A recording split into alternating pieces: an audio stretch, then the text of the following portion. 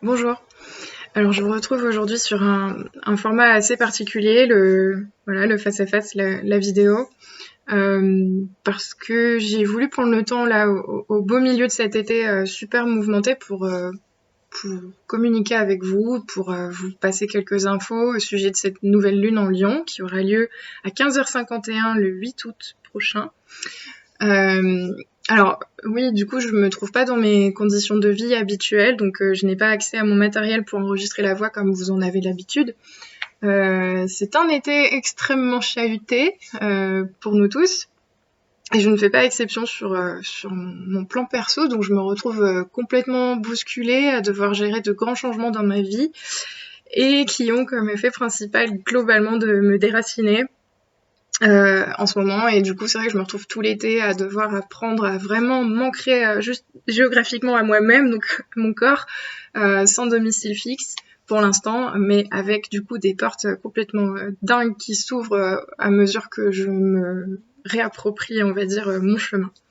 Et puis voilà, vraiment cette preuve que finalement, une fois qu'on est bien axé, il n'y a plus qu'à se laisser porter, parce que les portes s'ouvrent, même si c'est pas confortable, elles s'ouvrent de façon assez fluide, voilà. D'une certaine manière, c'est de ça que je vais vous parler aujourd'hui, avec cette fameuse nouvelle lune en Lion, avec cette énergie du Lion qui nous invite à nous, voilà, à revenir à soi finalement, ce fameux retour à soi. Alors, beaucoup de monde nous parle du fameux portail du 8-8, qui chaque année est considéré comme un portail énergétique de grande ampleur.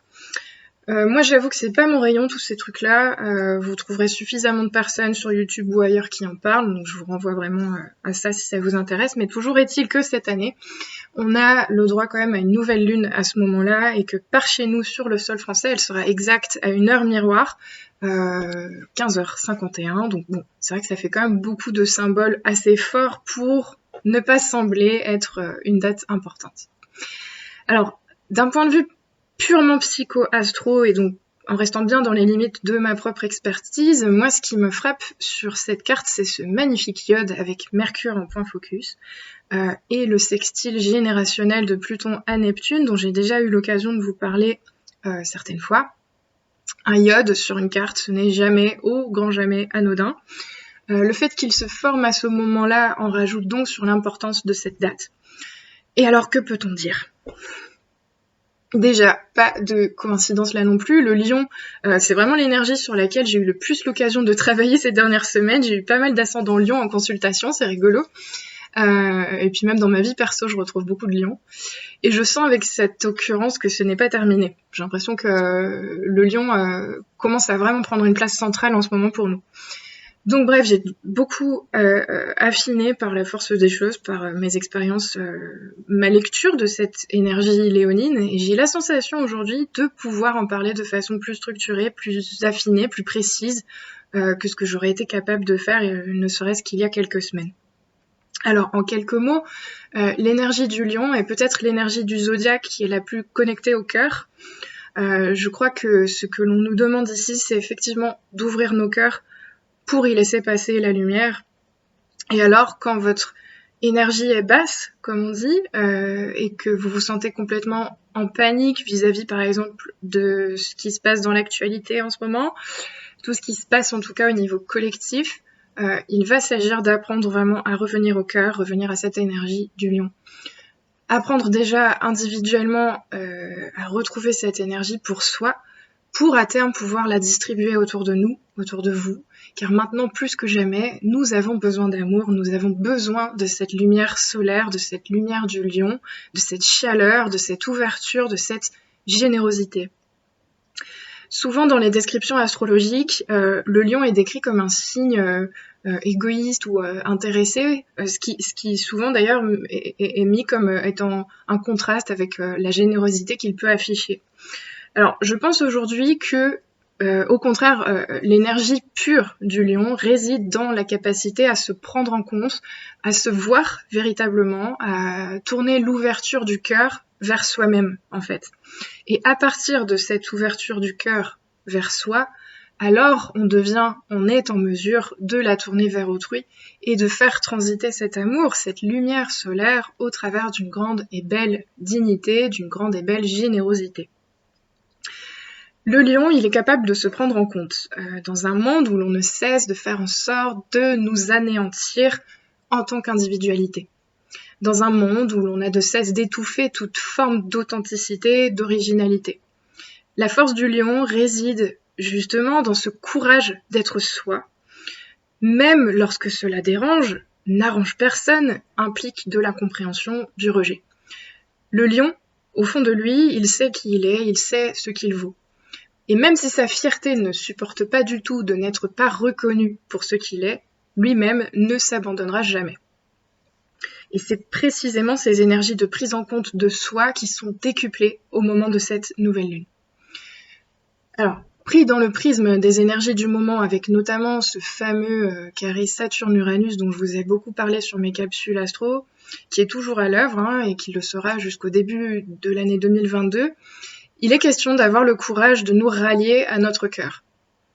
Il est question d'oser être soi, même lorsque cela dérange, même lorsque le monde entier semble s'être dressé contre soi.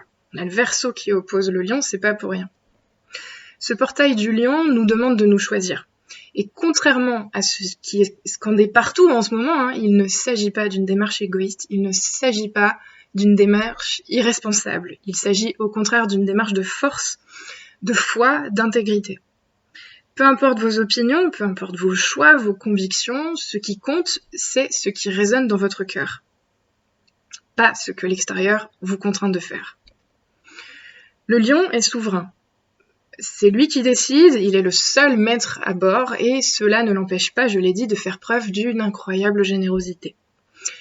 Il est très préoccupé par le bien-être de celles et ceux qui l'entourent et ce qui compte le plus pour lui d'ailleurs est de parvenir à placer un sourire sur ses visages.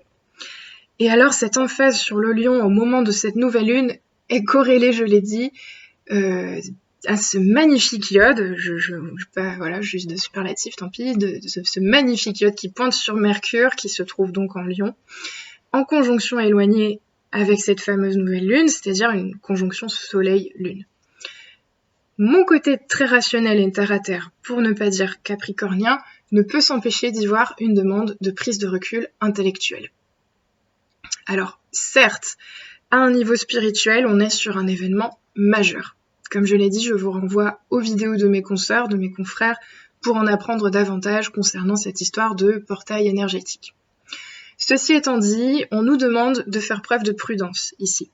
À mon sens, en effet, ce iode qui pointe sur Mercure nous invite à la réflexion. Et là, pour moi, c'est très simple à comprendre. Ce qui est en train de se passer sur le plan collectif, sur le plan Verseau, donc à l'opposé du lion, c'est, entre autres, une privation de la liberté de pensée individuelle. Et ce iode sur Mercure est là pour nous rappeler cela. Il est plus que nécessaire de réapprendre à penser par nous-mêmes. Il est extrêmement important de prendre le temps de se forger notre propre opinion, notre propre avis. Car depuis un moment maintenant, nous baignons dans une réelle confusion et tout est fait pour que nous ne parvenions plus à nous entendre penser. Eh bien, ici, en corrélant l'énergie du lion, cette force du lion là dont je vous ai parlé, celle qui est capable de revenir à soi, de se choisir, d'être ancrée dans une réelle fiabilité, une réelle authenticité, une réelle intégrité, en corrélant cette force à celle de Mercure, nous pouvons choisir de faire la part des choses sur le plan de nos idées, sur le plan de nos représentations. Réapprendre, comme je l'ai dit, à penser par nous-mêmes. Ne plus attendre que les décisions proviennent de l'extérieur et déjà savoir où l'on en est avec soi. Comme j'arrête pas de le dire, c'est opposé au Verseau. En ce moment, en Verseau, on a Saturne qui fait sa loi. Je vais pas vous donner des exemples, vous faire des dessins, vous voyez très bien de quoi je parle. Et là, justement, si on a ce focus à fond sur le lion, c'est pour revenir à notre intégrité. La nouvelle lune avec laquelle ce Mercure est en conjonction indique, vous le savez maintenant, le départ d'un nouveau cycle. On est bien sur un renouveau majeur ici, qui tombe un peu au bon moment, j'ai envie de dire, étant donné la confusion paroxystique et le chaos sans pareil dans lequel nous nous trouvons au beau milieu de cet été. Alors ce renouveau, j'ai vraiment envie de vous inviter à vous en saisir pour vous, pour trouver la force et la foi de traverser ces épreuves collectives, Verseau, que je vois tout à coup sur cette carte comme étant représentée par Saturne et dans une moindre mesure Jupiter aussi, tous deux situés dans le signe opposé, donc le signe collectif du Verseau. Alors, d'ailleurs, Jupiter est en opposition éloignée avec Mercure et nous pouvons donc le considérer comme étant le point réflexe de ce iode. Et c'est là que ça devient encore plus intéressant. Parce que le point réflexe d'un iode agit comme un miroir, si vous voulez. Et le miroir de Mercure ici, c'est la collectivité. C'est finalement tout ce qu'il se passe autour de nous en ce moment, ce sur quoi nous n'avons aucun contrôle et qui dépend, je l'ai dit, de Saturne avec ses limitations. Jupiter en opposition à Mercure, cette opposition est croissante d'ailleurs, elle sera exacte 2 jours plus tard, indique finalement que c'est au travers de cette confrontation à la collectivité et à tout ce qui s'y passe que ce retour à soi plus mercurien en Lion peut avoir lieu. C'est une énergie qui peut aussi aider à sortir des sentiers battus, à trouver la force de nager à contre-courant, de trouver la force, encore une fois, d'être soi, tout simplement. Il y a quelque chose d'éminemment spirituel dans cette interaction aussi, et je ne peux m'empêcher de voir Jupiter comme une étoile protectrice à ce moment-là, comme le rappel de cette certitude que nous sommes sur le bon chemin, et que tout cela est nécessaire.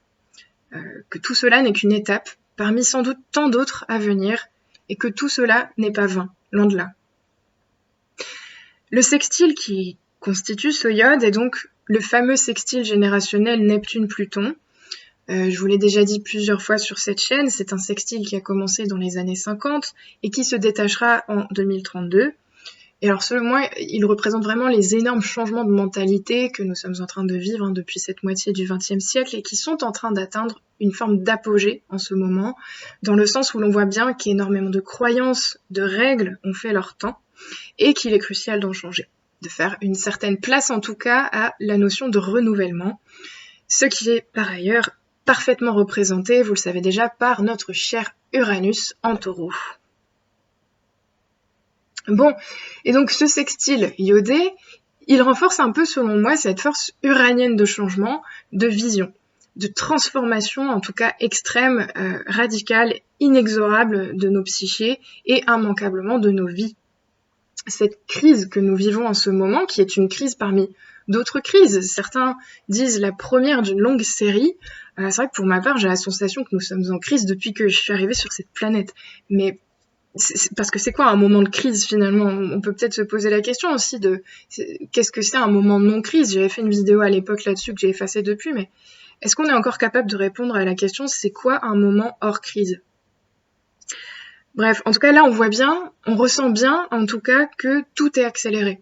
Celles et ceux qui ne voulaient pas prendre conscience de cette ou de ces crises n'ont plus le choix aujourd'hui.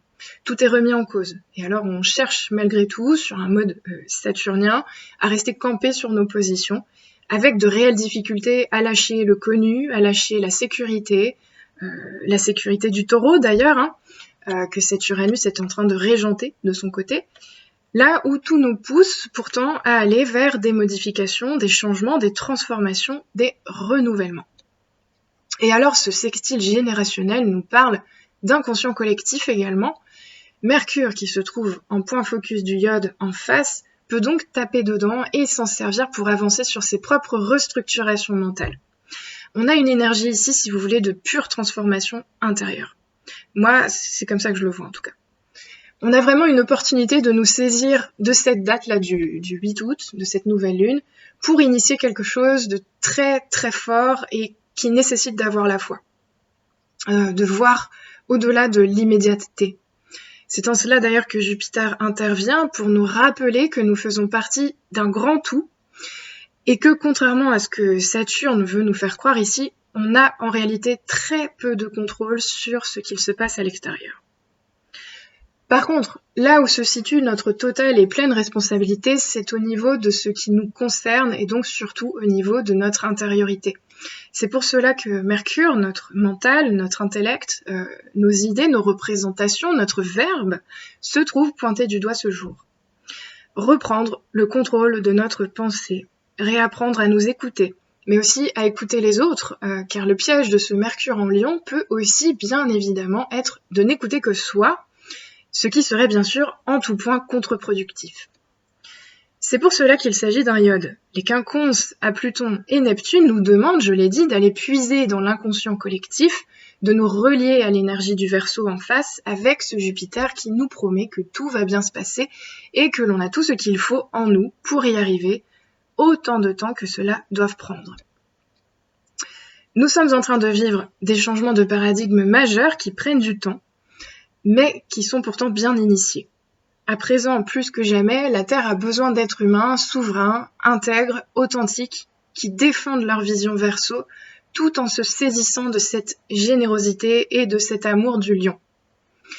Cette nouvelle lune du 8-8 nous invite en somme à nous relier à nos valeurs du cœur pour nous relier à notre humanité, par le biais notamment de l'ouverture, de la solidarité et de cette co-création lumineuse dont nous sommes capables ensemble, pour le bien de l'humanité et non plus pour les intérêts de quelques-uns au détriment des plus faibles. Retrouvons-nous, célébrons la vie et n'oublions pas, j'insiste, de réapprendre à penser par nous-mêmes. Rien n'est jamais tout noir, ni tout blanc, tout sombre ou tout lumineux. La lumière n'existe pas sans l'ombre, l'ombre n'existe pas sans la lumière. Pour info, je l'ai dit sur l'onglet communauté, que je vous invite à consulter d'ailleurs lorsque je ne poste pas de vidéos.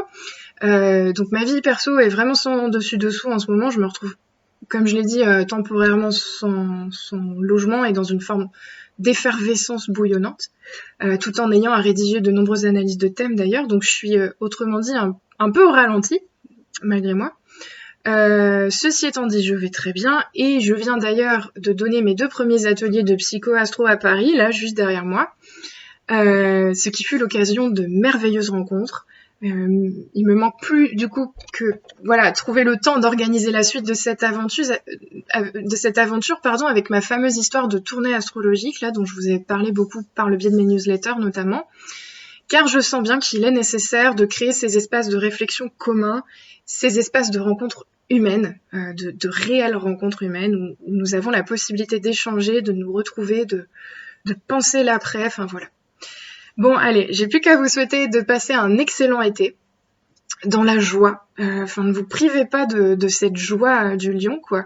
Et puis moi, je vous retrouverai à la rentrée, j'espère plus enracinée, une fois que j'aurai retrouvé un lieu de vie apaisé et qui me permette de poursuivre mes partages en votre direction et avec toute la joie qui m'accompagne quand je crée ces vidéos.